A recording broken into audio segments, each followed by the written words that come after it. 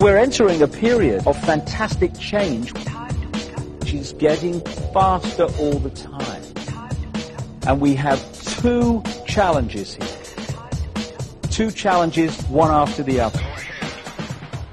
The first is to open our minds, start taking responsibility back, and remove this edifice of control and suppression of information, which will allow the full flow of knowledge of who we are to flood into the public arena.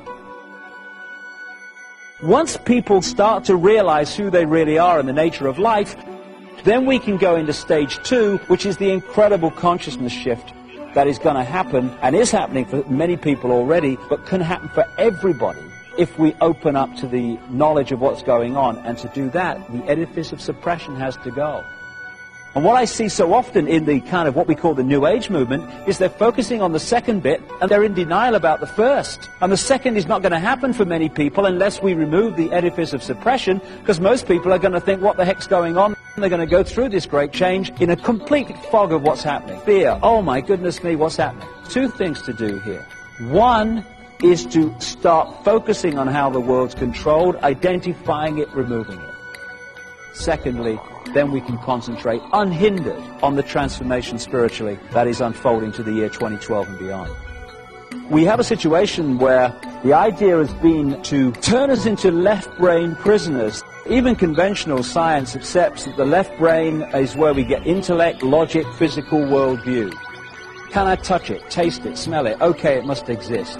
In the right brain, you have the bigger picture, the connection with the cosmos. That's where the artist, the inspiration, the creativity comes from.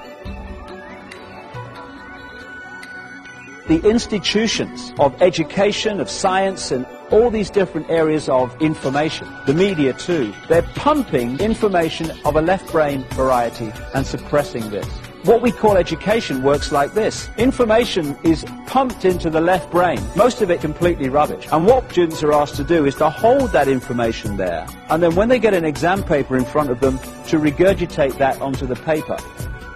If they remember it and put it there well enough and repeat what they've been told, they pass the exam and progress. If they take that information in the left brain, transfer it to the right and start filtering it and questioning it and saying, well, does it make sense? What do I think about this? And then tell the exam paper, oh, actually, it's a piece of shit, this stuff. Then they don't pass the exam and they don't progress. The education system is completely built to create left brain prisoners who are basically sponges of the official version of life. We can just balance those two sides of the brain, the intellect and the spirit, the mind and the heart, then suddenly we're transformed in terms of our perception of ourselves. What you're looking at there is I call it lower vibrational emotional range. It's the range of frequency that resonates the energy within us to fear, to guilt, to resentment, to lack of self-esteem. And the more that we are manipulated to feel those things, and the more we manipulate each other to feel those things, the more what I call that cesspit vibration of low vibrational emotion gets more and more full and more difficult to get through, and therefore out to the multidimensional state that we can get into as we reconnect with the ocean, with the cosmos. This is why when people start on this spiritual journey, the reason that they start to realize when they start to walk the journey that all hell breaks loose in their life, that structures break down in their life, and they think, crikey, if this is spiritual. I remember me, when I started on this route, my life broke down in so many ways. I thought, if this is spirituality, you can stuff it. I don't want to know. Why does it happen to people? Because when you put out your intent, this is what I want to achieve, that intent energy will always draw towards us what we need to achieve that intent. So if we're going to reconnect with the cosmos, then that intent will draw to us the experiences necessary to achieve that. What we need to do to achieve that connection is to clear out that cesspit level of low vibrational emotion. And so we draw into our lives people, experiences, what have you, that make sure that we can no longer do that this has to come out and be processed, and we have to clean out all this emotional debris that's disconnecting us from who we really are. If we're prepared to walk this journey, take a step back and realize that it's actually an experience that is going to set us free rather than a really negative, bad thing that is something to do with the fact that we're not good people. Must have been something terrible in a previous life. I hear that all the time. These challenges are to help set us free by cleaning this out. It's important we understand that. And I find that there are so many people in what's called the New Age who are still operating on a fraction of who they are because they're not prepared to do what is necessary and take the challenges. And we all have this stuff within us to remove and process. When you do, that's when you can start talking about freedom. People talk about a soul. For me, what we call soul, the highest expression of ourselves, is pure love. I don't care who you are, what your background is, what you've done. I don't care if you're Henry Kissinger or George Bush or David Rockefeller or the Queen of England or any of these guys that have been manipulating the world and still are.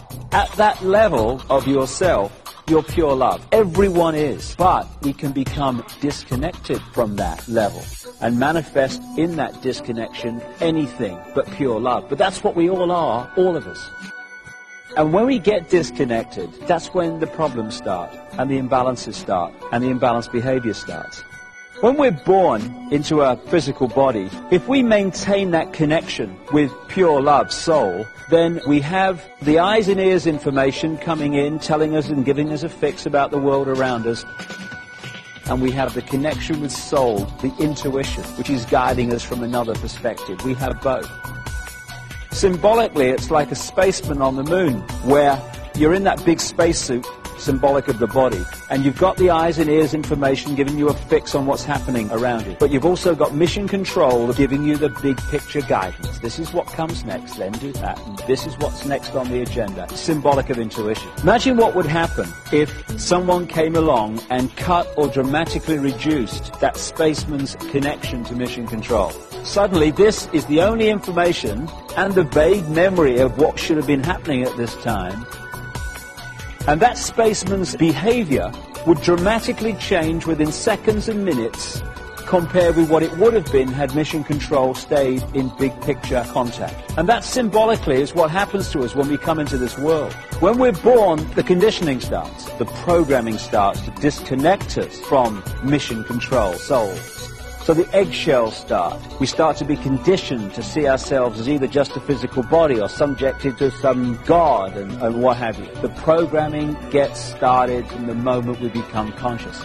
And if we can just break that eggshell and we can express the true nature of who we are and not live someone else's version of what we should be, when the eggshell cracks, we reconnect with mission control. And at that point, we taste freedom. That is the challenge now that we all have and the opportunity we all have. Chinese have a word that means both danger and opportunity. We're at the point now of that choice. Because that's what life is. It's a choice and learning from the consequences of the choice and making different choices and learning from the consequences of them. That's what evolution is. And we're at a point now where we can make incredible leaps as this 26,000-year cycle comes to an end. It's going to be one heck of a challenge. But no matter how challenging it gets, one thing remains constant. We live forever. We are everything, and everything is us. Whatever we're experiencing in this moment, it's just an experience. We live forever. We are genius. We've forgotten we're genius. And that's why a few people run the world. We can think hate, we can think love. We can create a world dominated by hate and fear, or we can create a world dominated by love, compassion. And we all have the opportunity to do that. When we heal ourselves, we heal the world. When we change ourselves, we change the world.